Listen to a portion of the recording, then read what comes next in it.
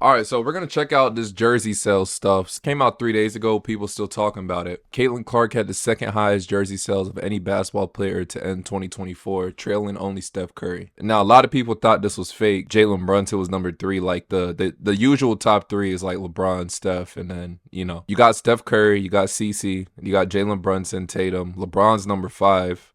Anthony Edwards, Ja. I'm surprised Ja is so high. Michael Jordan, he's forever, his jersey forever gonna sell. Wemby and Luka. But Jalen Brunson's the one that shook a majority of people, and I think the reason he's so high is because he's in a big market. He's in New York. All the Knicks fans. That's like one of the biggest markets in the world. If you're the best player on the Knicks and they're actually pretty good, everyone's gonna buy his jersey, So I kind of understand it. Also, this is for 2024. Now, this list came from Fanatics. The list is from September 1st to November 3rd. And you could see it. You could tell they screenshotted this and posted it. So that's where all that came from. But the thing about it is when the season comes back, DC's jersey sells and also the influence she has. The type of player who, just because you're on her team, people are going to buy your jerseys more. Like, I think she's helped collectively every player on the Fever. Someone could do some type of test on this, but I'm sure her jersey sold way more now when CeCe been on the team prior to when she wasn't on the team. And you probably can compare that. Aaliyah Boston. Now you got Sophie Cunningham joined, even Lexi Hall, like all those, every player, like compare their jersey sales versus when CC was off the team versus now. And I guarantee an increase. She has that type of influence. And I think that's one thing she does that no one on the list besides probably LeBron can do. That's a pretty big deal. Everything goes right and the Fever handle business like they're supposed to. I think she'll end up being number one. And the season comes back in like a week and some change. I'm very excited to cover that. It's about to be a wild year. But they've had some stuff come out as well. Fever been bonding a lot. They were at the Pacers game. Just a video from that. We need some calls. All right, y'all.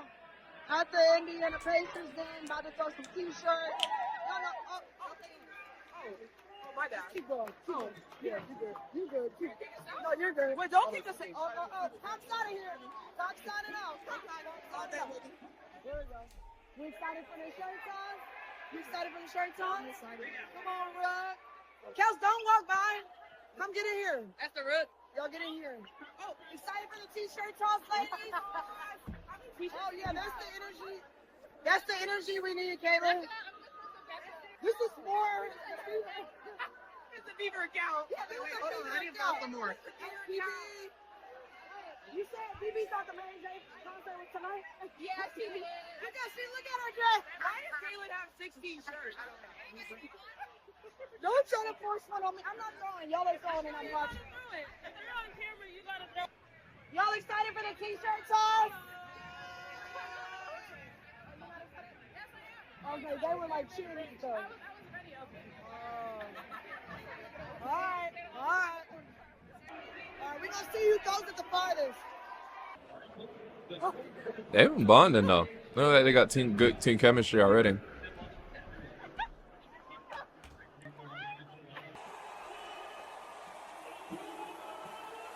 I'm surprised they're getting the well so long already.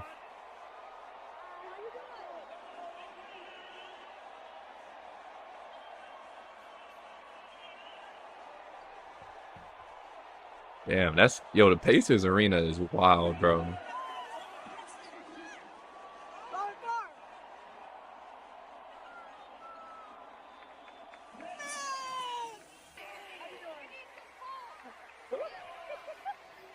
need some calls.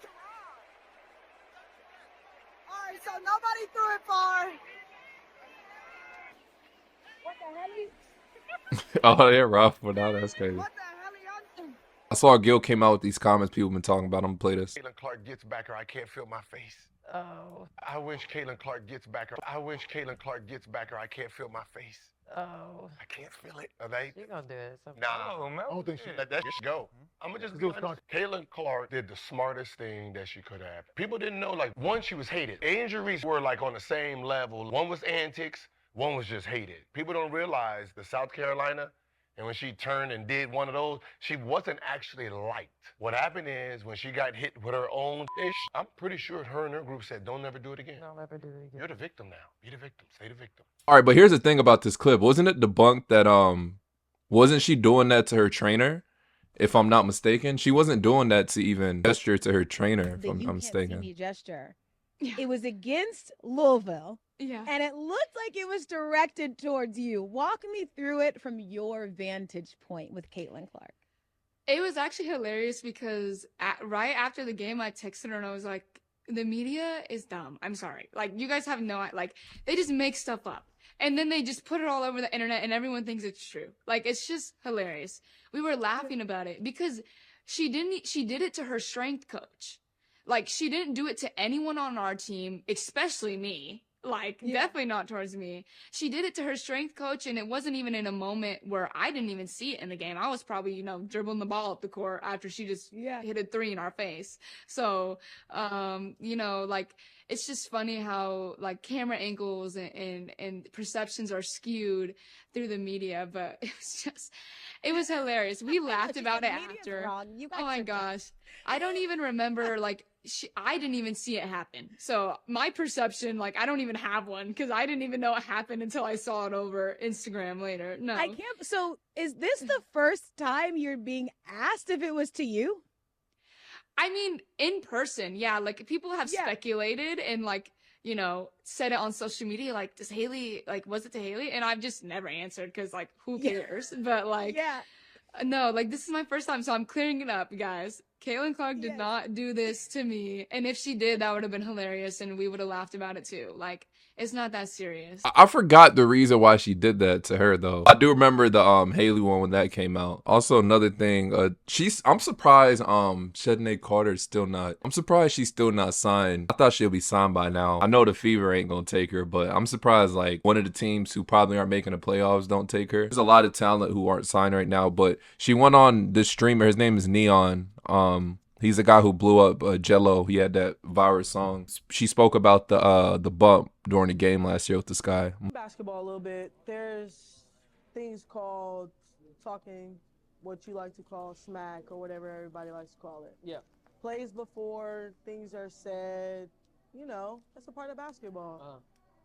I think a play before, maybe I was elbowed. Okay, that happens. Think the next play down, maybe something was said. And then maybe there was like a little clip of somebody like yelling in my face. And then we go down the court. Then I hit like a little bucket. You feel me? Come down, hit like a little nice little mid-range pull up. And then I just like, just give her like a little like I'm here. Like, I don't think it was, what's crazy? Me and my brother went back and watched, and we seen a lot of clips in the NBA of guys getting like pushing LeBron. Like I think it was Jeff Teague or somebody who like pushed LeBron out of bounds. Like said, man, I was mad because like we couldn't stop him.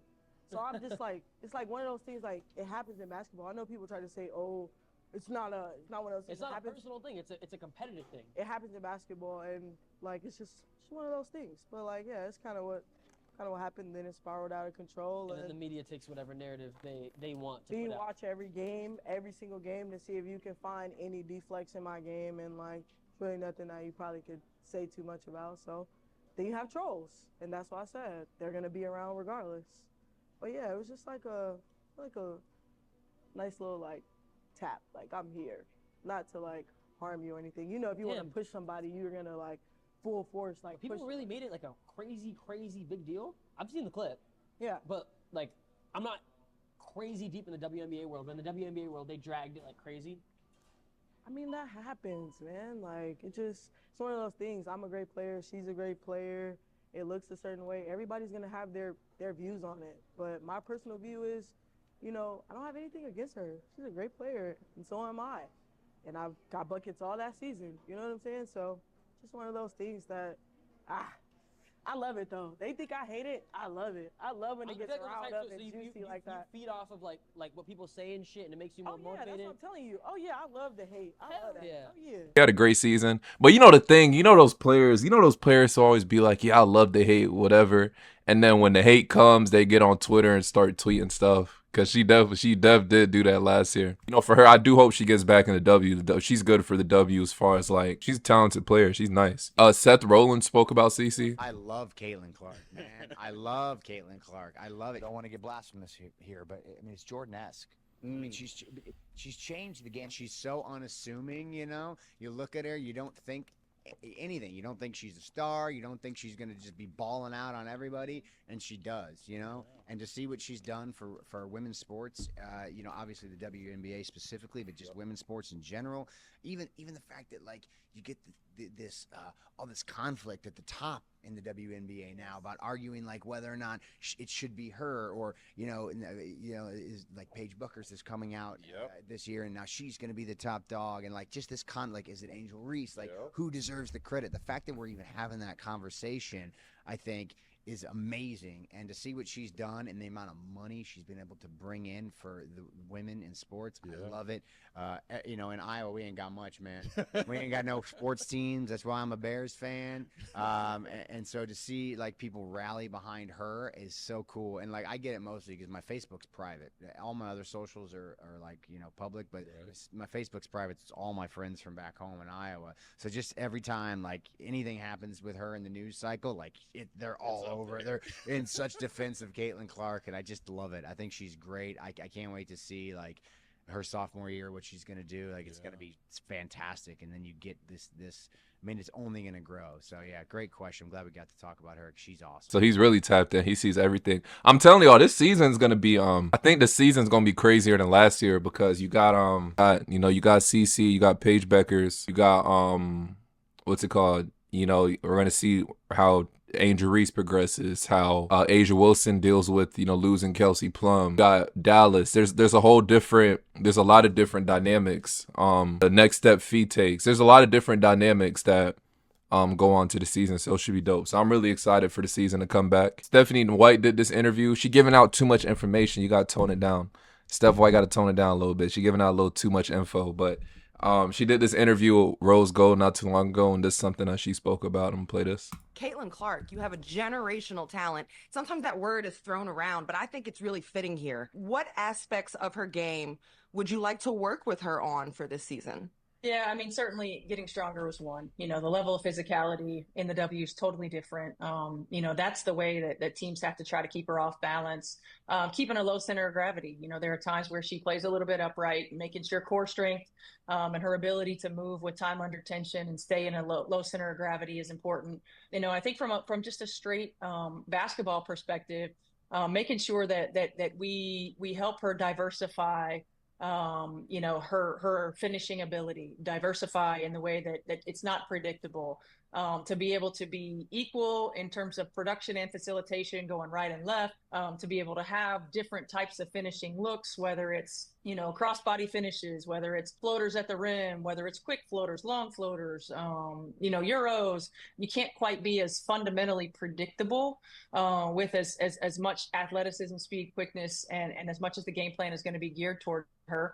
And then I think the challenge for us as coaches is how do we get her rest when she's on the floor while she's playing, right? Like while she's on the floor. And some of that's going to be playing off ball, utilize her as a screener, getting her into action on the third and fourth side instead of the first and second, where it's easy to game plan against. Now, how we use her to help everybody else be better off the ball. We know how great she is with the ball in her hands. We're not going to take that away, but we've got to be able to diversify a bit in how we use her. So from those kind of challenges as well. I mean, we've got like a short-term kind of list and we got a long-term kind of list, but Caitlin, you know, I remember from the very first day when we were working on balance and we were working on footwork and we were looking at all those things, from day one to day two, she had it. Wow. Like she's a perfectionist and she wants it and she's going to work on it. So that long list might get shorter every day we're in practice. Yeah, so that's a little bit what she spoke about. So many pieces. I see her assist numbers going up. She has so many pieces to work with now. But yeah, those are my thoughts on that. Looking forward to the season. Oh yeah, I forgot to mention, if you haven't noticed, channel change. I changed it from my name to Hefe Island. I have some stuff I'm working on. I kind of wanted to go one thing all through. I have a second channel as well. It's called Hefe Island Clips. So I just been posting like clips from new and old videos on there. So I was like, let me just go with the same thing all the way through so it's easy to find. Nothing's changing. Still the same content. I just changed my name. That's all it is. But so you might notice that it's still me. I just want to give y'all heads up on that. So if you see the Hefe Island thing come up, like, what the hell, it's still me. I just made a slight change. But yeah, that's what's going on there. But looking forward to the season starting. You already know this last year was good. I'm going to go crazy covering everything this year. I'm going to go even crazier than last year. And I want to catch some games, hopefully, like, I think midway through the year. I'm trying to free up my schedule so I can catch some games. But We'll see what happens. But let me know your thoughts on everything in the comment section. And as always, it's your boy.